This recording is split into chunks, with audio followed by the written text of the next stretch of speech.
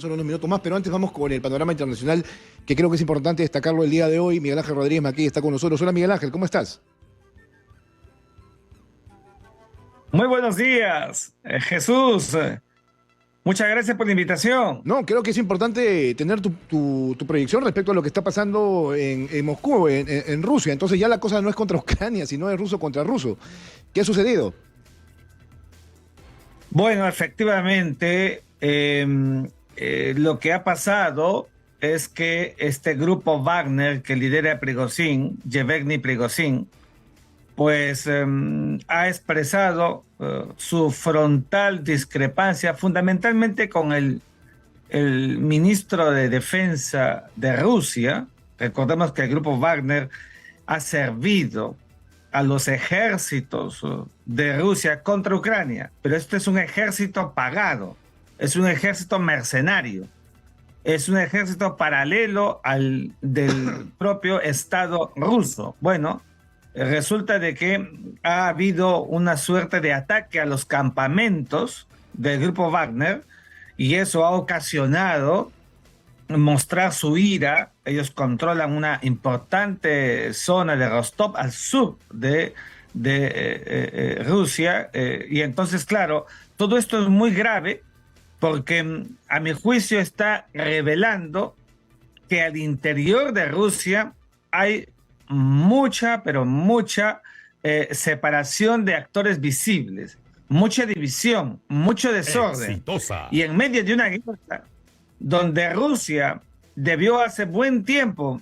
por lo menos teóricamente, lograr un cometido contra Rusia, no ha sido así.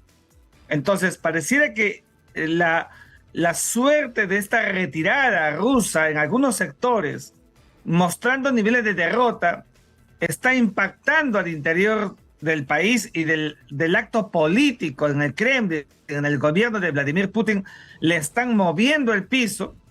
Y esto, cuidado, que puede revelar cosas mucho más cruentas en las próximas horas. Muchos medios hablan de que la amenaza de una respuesta por parte del grupo Wagner se acrecienta.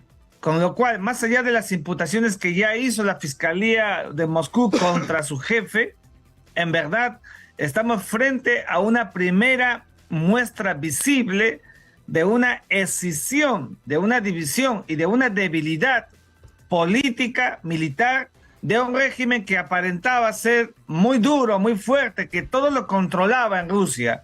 Así están las cosas, lamentablemente, en un país que hace buen tiempo debió completar el ajedrez de una victoria, por decirlo en términos militares, y no ha conseguido una victoria.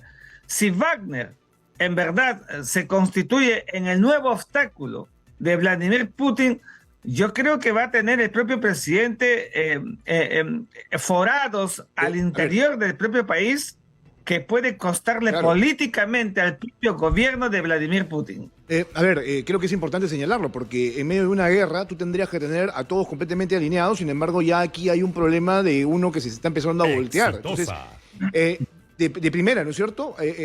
Ucrania, este es un momento valioso porque está viendo tambalear un régimen que toma decisiones en contra de su propia población. Ahí tendría que haber un espacio para poder reagrupar fuerzas, ¿no es cierto? O tal vez hacer una escalada, no lo sé, cómo lo estarían viendo los ucranianos, pero los rusos en este momento la tienen difícil. Pero esto es lo que estamos viendo a nivel de contacto o desarrollo militar, ¿no es cierto? Pero ¿qué tanto es que la población pueda, no sé, por un momento apoyar a Putin en esta guerra que ya lleva más de un año y que no tiene los resultados como que se esperaban, y hay un desgaste, ¿no es cierto?, con su propia ciudadanía? Entonces, ¿qué tanto esta población dejaría de apoyar a Putin para irse con este bando rebelde? Yo creo que mucho, y te voy a decir por qué. Normalmente, un Estado no debe necesitar mercenarios para que apoyen un combate. Lo ha hecho Vladimir Putin, más allá de que tuvo una relación importante con Prigozhin en el pasado, sino porque la gente no quiere ir a la guerra.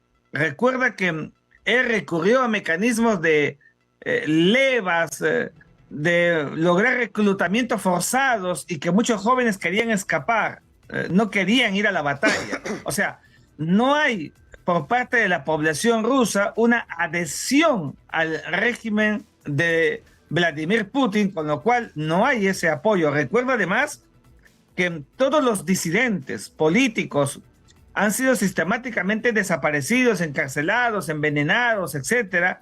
O sea, hay una creciente animadversión para el régimen de Vladimir Putin, que hay que decirlo también, ha sabido estratégicamente en el tiempo neutralizarlos en algunos espacios importantes de Rusia, ¿no es cierto?, para evitar esta diseminación del el fastidio nacional y el rechazo a una guerra que en Rusia nadie quiere. Por eso es que recurrió a mercenarios. Y estos mercenarios, que fueron los que primero, ojo, ingresaron en Ucrania aquel 24 de febrero del año pasado, y que lograron importantes cuotas, más que incluso los propios militares, los ejércitos oficiales, hoy que controlan y que conocen mucho de los movimientos de Vladimir Putin, también constituyen una seria amenaza que podrían revelarse en las próximas horas, días, con lo cual Vladimir Putin puede quedarle deslegitimado. Su ministro de Defensa y él son en estos momentos los más herméticos que podemos ver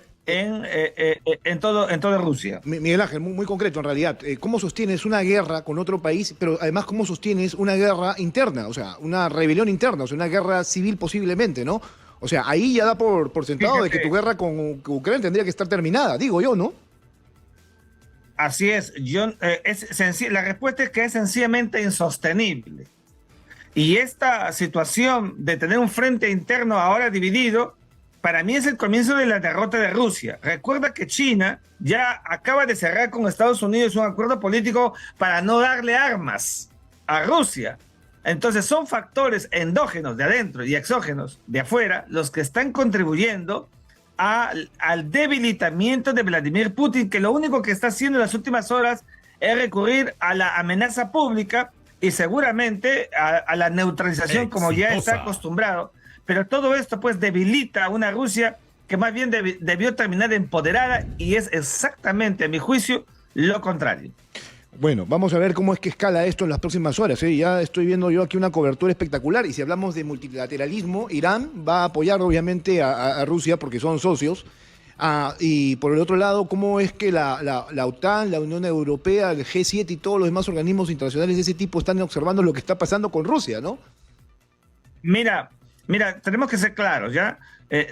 Nadie de Occidente va a ingresar en Rusia, ni va a ver el deterioro de Rusia, porque es un frente interno. Pero lo que sí queda claro, tampoco vamos a tapar eso con un dedo, es que hay en Occidente el suministro de armas a través de los nombres que se puedan uno imaginar para que Ucrania continúe, y esa retaguardia se ha vuelto ahora una vanguardia ucraniana, como muy bien dices.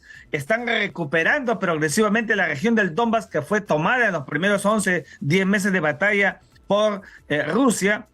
Bakhmut creo que ha sido un punto clave y punto de inflexión, donde los rusos han retrocedido, han comenzado a perder. Y entonces, desde afuera, lo que van a hacer Occidente es seguir suministrando, ahora más que nunca, todo el poder que pueda necesitar Ucrania para seguir empoderándose, recuperar espacios y dejar que ese frente interno ruso siga debilitando políticamente al gobierno, al régimen, cuya aprobación en verdad está cada vez en baja.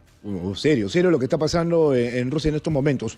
Miguel Ángel, como siempre, un fuerte abrazo, y estamos contigo en estos días o en las próximas horas, dependiendo de lo que pase con Moscú o en Moscú. Dale. Cuídate. Miguel Ángel Rodríguez Maquet, internacionalista, dando un panorama de lo que está pasando en el mundo en estos momentos.